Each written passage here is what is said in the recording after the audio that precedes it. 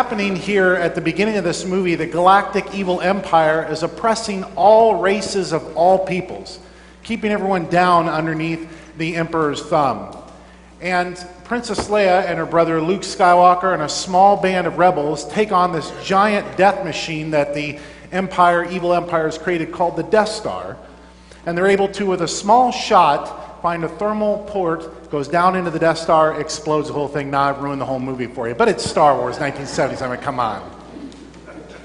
So for us Star Wars nerds, there was always kind of an inside joke.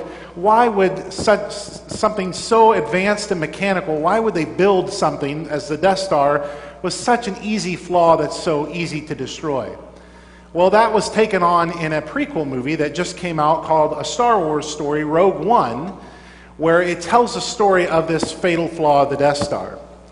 You see, the man who engineered the Death Star was a scientist by the name of Galen Erso, who was forced against his will to do this job. He was a slave to the Empire. He did not love this job. He was doing it for his family because the Empire threatened his wife and his children if he wouldn't go through with building this.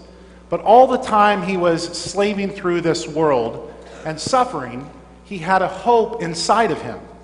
And he planted on purpose this small flaw within his design so that it could later be destroyed and give hope to the world. He handed this information off to his daughter, the heroine of the story of Rogue One, Jyn Erso, who is pictured here in the middle of this band of small rebels and spies that she accumulates around her, and they go to steal these stolen data plans that eventually allows the rebels to defeat the Death Star. And before they're going on to make this heist, they have this big meeting with everyone who's in charge. And several of the politicians and the leaders say, oh, this is an impossible task.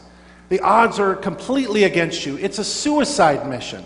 There's no way we can have any chance of success in setting out on such a grand adventure. And Jyn, in her heroiness, looks him straight in the eyes and she says, they say, what chance do we have, Jyn? She says, we have hope.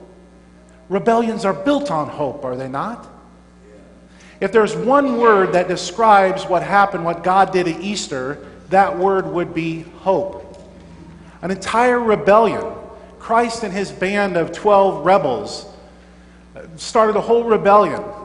And it started with hope. God's hope. Yes, we suffer through Good Friday in this earth, but God doesn't leave us in Good Friday. God resurrects us on Easter Sunday. And Jesus and his rebels didn't come to overthrow the evil Roman Empire with violence, but with love and faith and hope. And oh, did Jesus' hope spread to every corner of the earth, and it's still spreading today. It's a resurrection hope. We are people who live in the time of resurrection, so therefore we are resurrection people. And we have this hope inside of us. No matter what challenges or trials or endeavors we take on, we know we have this hope. St. Paul wrote it this way in Romans. He said in Romans 5, we boast in our sufferings, boast in them. Why? Because knowing that suffering produces endurance, and endurance produces our character, and character produces hope. And hope does not disappoint us, friends, because God's love has been poured out into our hearts. We have the same hope that Jesus and the 12 had against all odds, against persecution, against their facing their own deaths. They profess this hope in Jesus Christ. How could they do this? Paul said, because God's love has been poured out into our hearts. And he goes on to say, to explain how this happens, how God does this vehicle of love. He says, God proves his love for us, and that while we were still sinners, Christ died for us. God made this decision, looked at this big, beautiful world, and yet flawed, that he created. And he left a little valve of hope for all of us. And that is to come to us as himself in his one and only Son, Jesus Christ, for all of you. So that that hope would be ignited in us. And we would live with that present hope in us today, no matter what we face. You see, God chose a specific time within our universe, not in a galaxy far, far away in a time long ago, but in a galaxy very near to us, very close and in the present. And because God chose the time of 33 AD in which his son was crucified and resurrected in the empty tomb, because that happens in our past, it has effects not only on our future, but our present. We are born, literally born anew with this living hope. Living hope, Peter says. It's within us. It's down deep inside of you. You can tap it. It's intrinsic. The best way I can understand this is through another one of my favorite movies by the name of Shawshank Redemption. This always comes on at 11 o'clock on TNT. Don't start it at 11 o'clock on TNT, because you're going to be sucked into the end. Because this is a movie about hope. The main character, Andy Dufresne, played by Tim Robbins, was wrongly accused of murdering his wife, which it later shows he did not do it. But here he is serving out a life sentence, one of the hardest, most existence filled with the most suffering you could ever imagine. And here he is 2 to 3 decades behind these walls, and he's trying to encourage the men like his fellow inmate Red, played by the greatest actor of all time, Morgan Freeman. And at one point, Andy Dufresne breaks into the guard's tower, and he turns the record player on so they can hear this beautiful sonnet, and he puts the overhead mic on the record player so this beautiful music just lofts throughout the jail prison yard. And all the men stop what they're doing, and they look up with amazement at this beautiful music as if coming down from them on heaven, releasing them from that prison, if not just for a moment.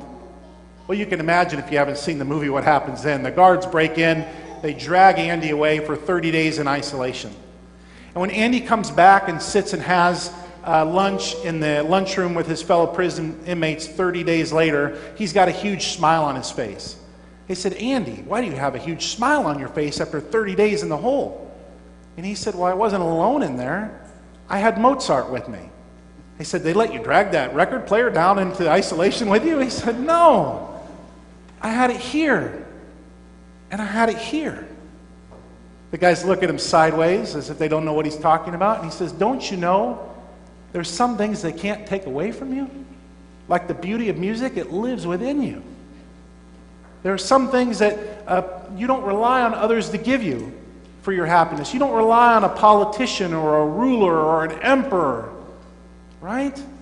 Or a stack of money or this, that, or the other, or a job or anything for your happiness. There's some things that are intrinsically inside of you." They said, "Andy, what are you talking about?" Andy says, "I'm talking about hope. Hope. That's what's inside of us." And he later tells Red in a letter to his friend Red this way. He explains that hope is a good thing, maybe the best of things, and no good thing ever dies. You know, this hope that we have within us, we take it with us through every challenge and everything we do in life. Everything that we dare to go out and build, to dream, to do, we start with this hope. And here over the next few weeks, we're going to be preaching on this living hope, right? As we we're talking about building with living stones. And each and every week, as we advance a little bit closer to our June 11 day, our celebration day, where we're all turning our pledges, and for this great building project that we're about to undertake, each and every week we're going to give you a building block of faith, a building block, a word. And this week's word is hope. Because, friends, it all starts with hope, the resurrection hope. And we're going to be putting these words up one by one on the wall behind us, as you see half the church over here, half the church over here. And we are going to connect and build that church with these building blocks of words. And if you look very closely inside of these words, you'll see that the pictures in them are you. We're going to take pictures from our church directory and build all these words. And by the time we have all the words up here behind us, our entire church will be represented, at least those who were photographed. Because you are God's living stones. You are God's living stones. And we don't just do this as a human effort. No effort is done with just human hands, but we know it's God's effort. It's Christ's effort, and we're strengthened by Christ. We know that Jesus Christ is our cornerstone. If you go out here on the corner of 3rd Avenue and 10th Street, hey, there's a picture for you. You don't have to go outside. You'll see that it says on the corner of our building, Christ our cornerstone, 1910. We've been a congregation, coincidentally, we're the first Lutheran church in Cedar Rapids, hence the name First Lutheran. Notice there's no second Lutherans. You're either the first one and then you're like Grace Lutheran or, Faith Lutheran. But we were the first Lutheran church to plant here almost 150 years ago. And over 100 years ago, in 1910, we built this beautiful structure. And our ancestors put on the cornerstone that piece of scripture that Christ is our cornerstone. No matter what we do, no matter what we build, no matter what challenge we undertake, we are going to put Christ in the center of it, at the very corner, holding the whole thing up together. We don't rely on ourselves, our own efforts, our own money, or our own abilities, but we rely on Christ. And we build upon that. He is our cornerstone. And just think about the faith and the future foreseeing that our ancestors had in 1910 to build this beautiful facility. It needs a little renewing, but it's got good bones. But think about the faith that they must have had to build this for us. And it's still here. And it's still going to be here for decades from now. But Christ is our cornerstone. If you go back and look at the Gazette, this is a true story. If you go back and look at the Gazette archives, Cedar Rapids Gazette, when this building was built in 1910, the opinion page said, why are they building that congregation way out there 2 miles in the country?